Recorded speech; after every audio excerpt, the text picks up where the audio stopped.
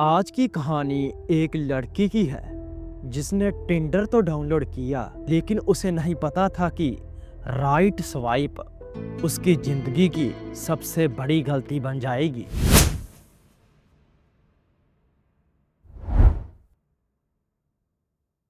मेरा नाम है रिया।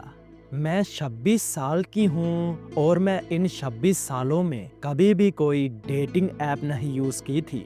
हाँ, 2 बॉयफ्रेंड जरूर रह चुके थे, बट हॉनेस्टली दोनों ही टॉक्सिक थे। शायद मेरी यही प्रॉब्लम है।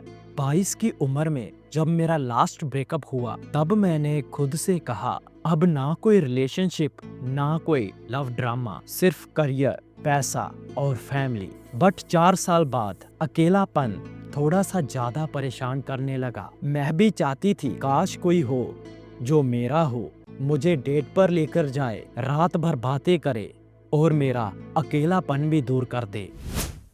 और इसलिए इस वैलेंटाइंस डे पर मैंने की सबसे बड़ी गलती, अपने फोन में कर लिया टिंडर डाउनलोड।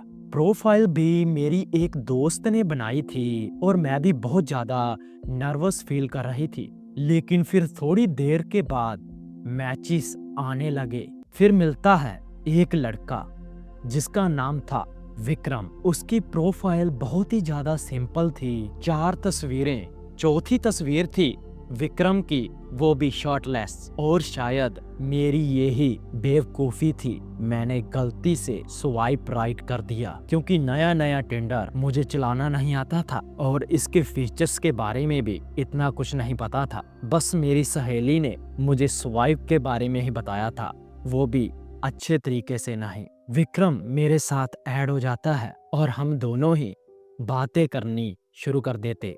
लेकिन उसकी बातें कुछ अजीब सी थी।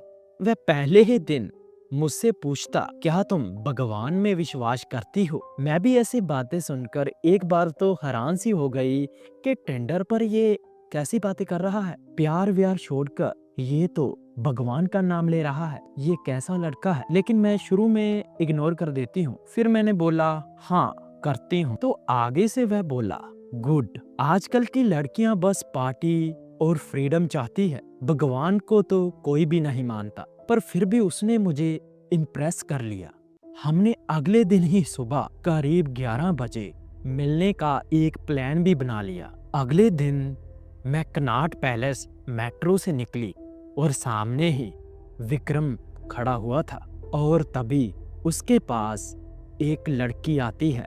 उसने विक्रम के कंधे पर हाथ रखा और विक्रम ने उसे एक झटके में दूर कर दिया। वह मुंह में कुछ बड़बड़ाया और वह लड़की गुस्से में वहां से चली गई। फिर मैं धीरे धीरे उसके पास पहुंची और पूछा, वह लड़की कौन थी? विक्रम बोला, पता नहीं, शायद कोई पागल हो। और मैंने भी उसकी बात हंसी से टाल दी।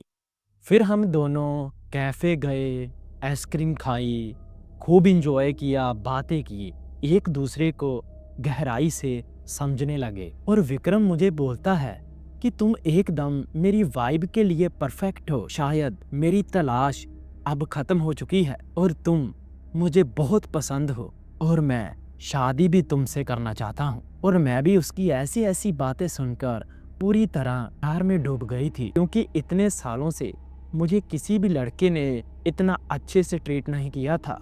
अगले दिन के करीब 5 बजे थे और विक्रम का फोन मुझे आ जाता है, एक और फिर से मिलने का प्लान बनाता है। और मैं भी बहुत ज्यादा एक्साइटेड थी और मैंने उसे हाँ बोल दी थी। विक्रम बोलता है कि आज की रात खाना मैं अपने हाथों से बनाऊंगा और तुम आ जाना, अंधेरा हो जाएगा और शोर में तुमको अपने आप आऊंगा।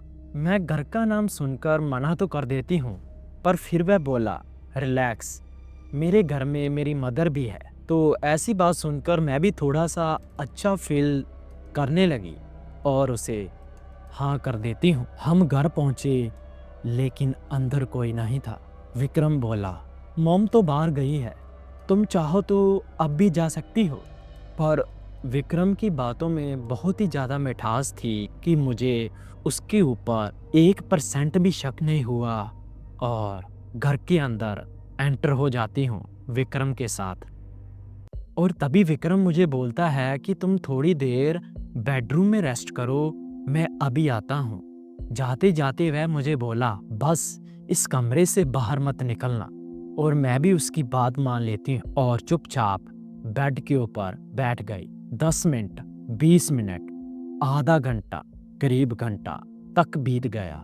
कमरे के अंदर अजीब सी खामोशी थी, घड़ी की टिक टिक और मेरे डर की सांसें जो धीरे धीरे बढ़ रही थी। और तभी कमरे से एक आवाज आई, जैसे कोई मंत्र पढ़ रहा हो। मैं फिर दरवाजे के ओर बढ़ी, कदम दबे दबे उठा रही थी। मेरी धड़कन पूरी तरह तेज हो गई। मैंने जब कमरे का दरवाजा खोला और जो मैंने देखा, मैं पूरी तरह जम गई। कमरे के अंदर विक्रम फर्श पर बैठा था।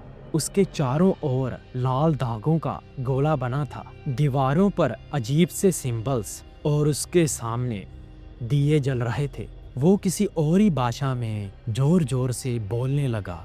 मैंने फिर डर के मारे धीरे से दरवाजा बंद किया और अंदर की तरफ भागना शुरू किया। लेकिन तभी पीछे से किसी ने मेरा जोर से हाथ पकड़ा। जब मैंने पीछे मुड़कर देखा, वो विक्रम था। उसकी आंखें लाल थी और चेहरे पे एक अजीब सी हंसी। वह बोला, तुम्हें मना किया था ना, बाहर मत आना। मैं पूरी तरह डर गई और मैंने अपने आप को छुड़ाने की बहुत कोशिश की, लेकिन वह बहुत ही ताकतवर था। उसने मुझे जमीन पर धकेल दिया और कहा, अब जब तुमने देख ही लिया है तो तुम्हें हिस्सा बनना पड़ेगा। मैं बहुत चीखी चिल्लाई, आसपास से मदद मांग रही थी क्योंकि रात का समय था और सभी नेबर सोए हुए थे और कोई भी बचाने के लिए नहीं आता। फिर वह मुझे घसीटकर उस तांत्रिक के गोले के पास ले जाता है और बोला, हर 7 साल बाद यहाँ बलिदान देना पड़ता है और तुम मेरी किस्मत से आई हो। फिर उसने मेरे माथे पर लाल मिट्टी जैसा कुछ लगाया और एक लोहे की छुरी उठाई और मेरा गला काटने ही लगा था कि मैंने उसे जोर से पंच किया और वह नीचे गिरा।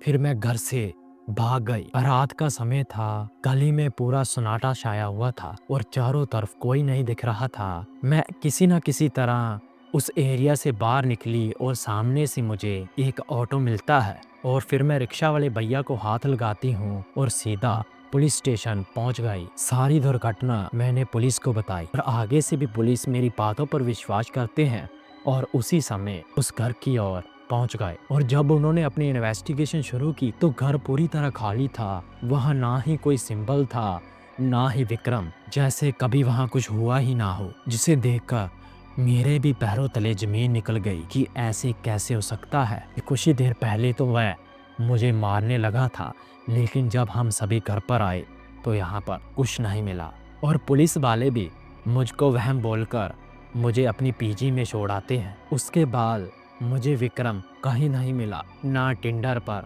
ना इंस्टाग्राम पर। तो दोस्तों, कभी कभी जो चीज़ें हम अकेलेपन में करते हैं वो हमें ऐसी जगह पर ले जाते हैं जहाँ पर सिर्फ शरीर वापस आता है, आत्मा नहीं।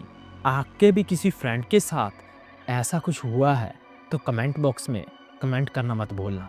अगर आप भी टिंडर के यूज़र हो तो स्वाइप सोच समझ कर करना, नहीं तो आपकी भी बलि बन सकती है।